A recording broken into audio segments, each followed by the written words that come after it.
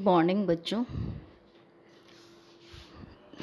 आज हम गारमेंट के बीए पार्ट 2 के फर्स्ट पेपर के टॉपिक होममेड गारमेंट्स के बारे में बात करेंगे।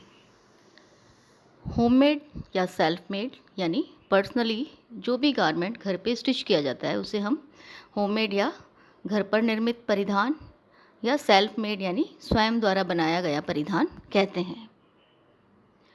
होममेड गारमेंट जैसा कि नाम से ही विदित हो रहा है, जो भी परिवार के सदस्यों के द्वारा वस्त्र तैयार किए जाते हैं, परिधान तैयार किए जाते हैं, उन्हें हम होममेड कहते हैं।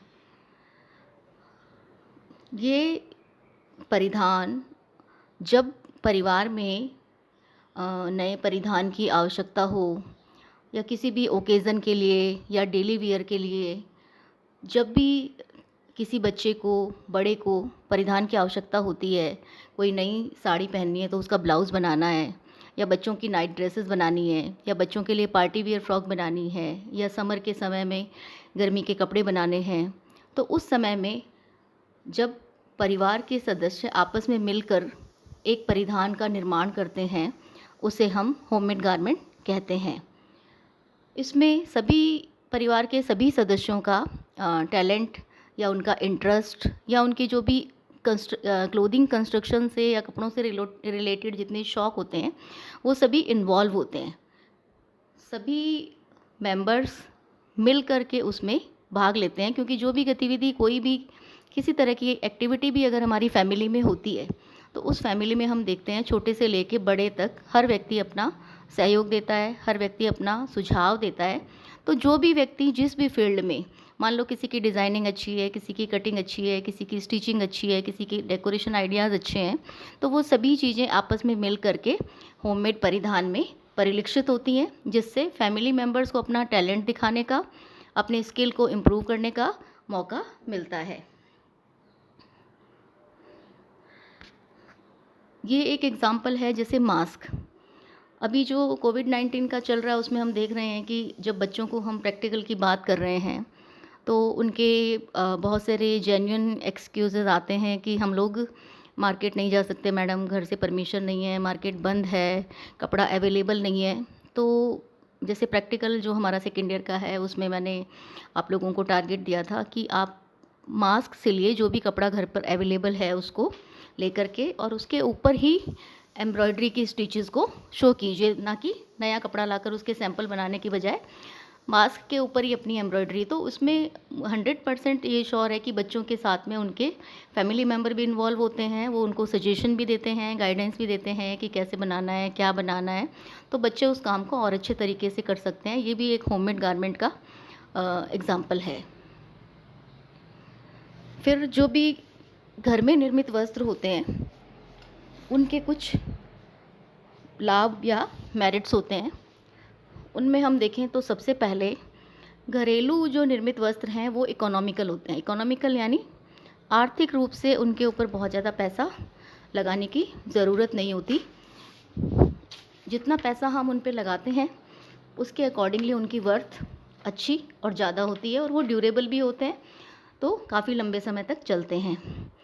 दूसरा, इसमें जितने भी फैमिली मेम्बर्स होते हैं उनको अपना स्पेशल टैलेंट जो उनमें है उस टैलेंट को प्रमोट करने का, दिखाने का, एक्सप्रेस करने का मौका मिलता है। और जब सब लोग फैमिली में एक साथ काम करते हैं किसी प्रोजेक्ट पर, चाहे वो क्लोथिंग कंस्ट्रक्शन हो, चाहे कोई डिश बनानी हो, चाहे कोई घर की सेटिंग में चेंज करना हो या सफाई करनी हो, इवन कोई भी एक्टिविटी जब हम घर में करते हैं तो जितने भी फैमिली मेम्बर्स हैं उनमें आपस में बॉन्डिंग भी अच्छी होती है, उनमें सामंजस्य, कोऑर्डिनेशन भी बनता है। बाहर के किसी एजेंट की इसमें आवश्यकता नहीं होती, इसलिए ये पूरी तरह से घर पे तैयार किए जा सकते हैं। इनमें बाहर से कोई हेल्प किसी टेलर की या किसी मार्केट वाले व्यक्ति की, किसी परफेक्ट व्यक्ति की आवश्यकता नहीं पड़ती है। तो जब बाहर के आउटसाइडर की किसी की आवश्यकता नहीं है तो आप इन चीज़ों को या इन क्लोथिंग्स को कभी भी घर में, जब भी आपको टाइम हो, रात में, दिन में, कभी भी बना सकते हैं। फिर क्रिएटिविटी शो करने का मौका मिलता है।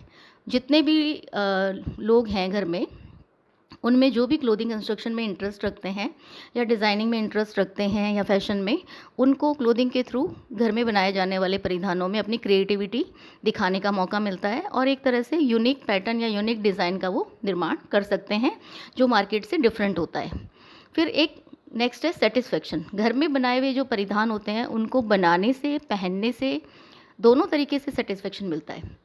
जिन बच्चों की मदर्स या बड़ी सिस्टर्स या दादी उनको कपड़े सिल के पहनाती हैं, उन बच्चों में वो खुशी बहुत अलग सी होती है कि मेरी मम्मी ने ये मेरे लिए बनाया या मेरी दादी ने या मेरी सिस्टर ने मेरे लिए स्टिच किया है, और उनकी खुशी देख करके जो सिलने वाला है उसको भी बहुत सेटिस्फेक्शन होता है। फिर हम देखते हैं क्वालिटी। तो क्वालिटी बहुत इम्पॉर्टेंट है। जब घर में परिधान बनता है तो नेचुरल है कि जो फैब्रिक है उसकी क्वालिटी अच्छी होती है, जो स्टिचिंग है, जो फास्टनर है, फास्टनर को लगाने का जो तरीका है, जो कि रेडीमेड गारमेंट्स में या टेलर मेड गारमेंट्स में कभी कभी प्रॉपर नहीं होते। तो क्वालिटी वाइज हम देखते हैं तो क्वालिटी घर पे बनाए हुए वस्त्रों की या स्वयं द्वारा तैयार किए गए वस्त्रों की क्वालिटी बहुत ही बेटर होती है। उसके बाद हम देखते हैं कि फैमिली मेम्बर्स के या जितने भी लोग हैं उनमें स्किल के लिए मोटिवेशन होता है, यानी हैंड स्किल या हैंड क्राफ्ट के लिए मोटिवेशन मिलता है उनको। एक दूसरे को देख करके बच्चे भी आपस में सब लोग मोटिवेट होते हैं कि मैं भी कुछ बनाऊं या मैं भी कुछ करूं, मैं कुछ नया डिज़ाइन बनाऊं, तो वो सब लोग मिलकर कोशिश करते हैं। फिर है express individual knowledge. Individual knowledge का एक्सप्रेशन हम यहाँ पर होममेड गारमेंट्स में कर सकते हैं, जो कि हम टेलर मेड और रेडीमेड में नहीं कर सकते हैं। इंडिविजुअली जितनी नॉलेज जिसको होती है जिस फील्ड की, वो उसको उसमें एक्सप्रेस कर सकता है अच्छे से। दूसरा है एक कैड का उपयोग करना, यानी कंप्यूटर एडेड डिज़ाइनिंग। जो भी नई जनरेशन है वो कंप्यूटर बेस्ड उनका मैक्सिमम लर्निंग रहता है, तो वो उनकी जो लर्निंग है कंप्यूटर से, वो डिज़ाइंस देख सकते हैं, उन डिज़ाइंस को कैसे मैनिपुलेशन करना है उनको हम देख सकते हैं, डिज़ाइंस में क्या इनोवेशंस लाने हैं, क्या चेंजेस करने हैं, जो हमारा ओकेज़न है उसके अकॉर्डिंगली उसे हमें कैसे चेंज करना है। तो जो कंप्यूटर एडेड डिज़ाइनिंग का भी काफ़ी कुछ पार्ट उसमें हम अप्लाई कर सकते हैं। दूसरा, घर में बने हुए गारमेंट सिंपल और ब्यूटीफुल होते हैं।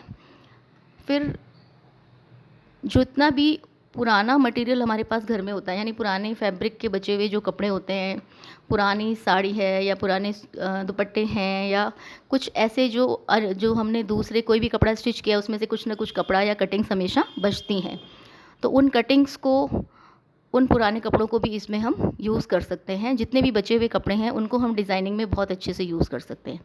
ये थे इसके मेरिट्स। अब हम आते हैं डीमेरिट्स पे। डीमेरिट्स में हम देखते हैं तो होममेड के एज सच बहुत ज़्यादा डीमेरिट नहीं है। हाँ, ये टाइम कंज्यूमिंग होता है, क्योंकि अगर हम टेलर को देते हैं सिलने या मार्केट से लेते हैं तो उसमें हमारा टाइम बचता है, हमारा अपना टाइम उसमें नहीं लगता। मगर घर पे जब हम कपड़े बनाते हैं तो वो एक टाइम कंज्यूमिंग है, यानी हमें उसके लिए टाइम स्पेयर करना पड़ता है, डिज़ाइनिंग के लिए, कटिंग के लिए, स्टिचिंग के लिए, ट्रायल के लिए, फिर वापस उसको फिटिंग सही करने के लिए।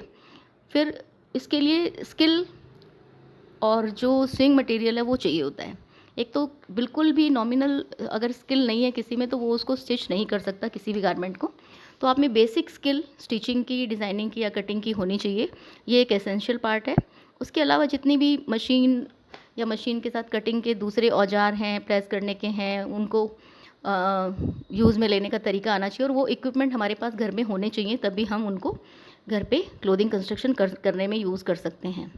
फिर परफेक्शन, जनरली ये माना जाता है कि बहुत अच्छा स्किल्ड व्यक्ति है तभी मार्केट जैसा या टेलर जैसा परफेक्शन उस गारमेंट में आता है। अदरवाइज़ उसकी जो स्टिचिंग होती है उसमें उतना परफेक्शन नहीं आता जितना किसी भी रेडीमेड गारमेंट या जो टेलर मेड गारमेंट होता है उसमें दिखाई देता है। यानी उसकी सिलाई में जितनी नीटनेस दिखाई देती है उस तरह का परफेक्शन घर में नहीं आ पाता है। एडिक्वेट नॉलेज, यानी स्टिचिंग से संबंधित आपको बेसिक नॉलेज होनी चाहिए। स्विंग मशीन क्या है, कैसे उसको यूज़ करना है, कौन से उसके पार्ट हैं, कैसे वो काम करेंगे, अगर उनमें कोई प्रॉब्लम आती है तो उसे कैसे रिमूव करना है। उसके बाद में स्टिचिंग के लिए कौन कौन से टूल्स यूज़ होते हैं, जैसे स्केल है, इंची टेप है, पिन्स हैं, रेड पेंसिल है, ब्लू पेंसिल है, कैसे क्या कटिंग करनी है, कैसे ड्रॉ करना है, ये सारे तरीके भी इक्विपमेंट उनको पता होना चाहिए, इनका सबका तरीका पता होना चाहिए। फिर सिलाई करते समय किस पार्ट को पहले जोड़ना है, किस पार्ट को बाद में जोड़ना है, गले की नेकलाइन फिनिशेस किस तरह से आएंगी या स्लीव की आर्म होल फिनिशेस किस तरह से आएंगी, जो कि कॉम्प्लिकेटेड होती हैं थोड़ी, बिना प्रैक्टिस के ये संभव नहीं होती। तो इनके बारे में थोड़ी एडिक्वेट नॉलेज आपको होगी, तभी काम कर सकते हैं। अगर ये पूरी प्रॉपर नॉलेज नहीं होती तो फिर आप घर पे उतना परफेक्शन के साथ में उस गारमेंट को स्टिच नहीं कर सकते। और अगर परफेक्टली गारमेंट स्टिच नहीं है या रेडी नहीं है तो बच्चे भी उसको पहनने के लिए एक्सेप्ट नहीं करते हैं। तो ये कुल मिलाकर के कुछ ऐसी चीज़ें थी जिनको हम अगर लर्न कर लेते हैं या इस स्किल्स को डेवलप कर लेते हैं तो हम होममेड गारमेंट बहुत आराम से प्रोड्यूस कर सकते हैं। और इंडियन सिनेरियो में हम देखें तो हमारे घरों में, जॉइंट फैमिलीज़ में, न्यूक्लियर फैमिलीज़ में, जहाँ वर्किंग मदर्स भी हैं, नॉन वर्किंग भी हैं, फिर आज भी छोटे बच्चों के कपड़े हमेशा घर पर ही सिले जाते हैं, घर पे ही बनाए जाते हैं। उनके डेली वियर के कपड़े, बुज़ुर्गों के कपड़े इवन घर पर सिले जाते हैं। और नाइट वियर जितने भी बच्चे हैं, टॉडलर हैं, इन्फेंट्स हैं या प्री स्कूलर है, स्कूलर हैं, उनके मैक्सिमम घर पे सिले जाते हैं, क्योंकि उसमें उनके accordingly proper fitting, proper fabric और क्वालिटी का हम चयन करके उसको यूज़ कर सकते हैं। तो इंडियन सिनेरियो में स्टिचिंग, होम स्टिचिंग या होममेड गारमेंट का प्रोडक्शन एक बहुत इम्पॉर्टेंट स्किल है। और ये स्किल बहुत सारे लोगों को लाइवलीहुड भी प्रोवाइड करता है। बहुत सारी अपॉर्चुनिटीज़ हैं। अगर हम देखते हैं तो ट्रेनिंग लेकर के girls and ladies and even boys and gents भी, बहुत सारे लोग घर में स्टिचिंग करते हैं। टेलरिंग का बिज़नेस अपने आप में बहुत बड़ा है। उसके अलावा घर में भी जो बैठ करके घर पे भी अगर अपने घर के वस्त्र भी हम घर पे तैयार करते हैं तो उस मनी को हम सेव कर सकते हैं, जो कि हमें मार्केट में टेलर को देना होता है। और अच्छी क्वालिटी के कपड़े बनते हैं जिनको हम लंबे समय तक यूज़ कर सकते हैं। घर पे बने हुए कपड़ों में जो फिटिंग है वो एक इम्पॉर्टेंट पार्ट है, और वो हम बार बार बच्चे पे या जिसके लिए बनाते हैं उसका ट्रायल करके उसको बहुत अच्छे से इम्प्रूव कर सकते हैं। क्योंकि फास्टनर्स वगैरह की क्वालिटी भी बहुत अच्छी होती है, तो वो लंबे समय तक ड्यूरेबल चलते भी हैं और उनकी ब्यूटी भी बहुत समय तक बनी रहती है। Thank you. ये रेफरेंस हमने braincard.com से लिया है। अगर आपको कुछ और रेफरेंस देखना हो तो इस वेबसाइट पर जाकर आप देख सकते हैं।